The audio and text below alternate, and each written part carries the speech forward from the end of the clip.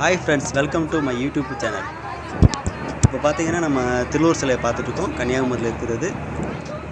இதோட உருவாக்கின சிற்பி யாருன்னு பார்த்தீங்கன்னா வி கணபதி ஸ்தபதி. ஜனவரி 1, 2000 ஆண்டு வந்து இதை நிறுவிட்டாங்க. இதோட உயரம் 133 அடி, எடை பார்த்தீங்கன்னா 7000 டன்.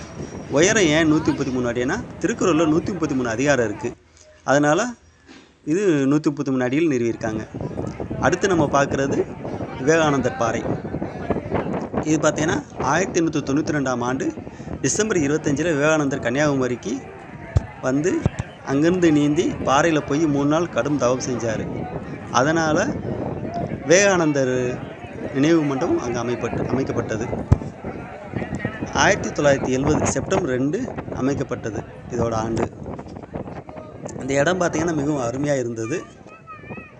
இங்கே போகிறதுக்கு பார்த்திங்கன்னா மார்னிங் 8 to 4 o'clock வரைக்கும் அலௌடு இருக்குது.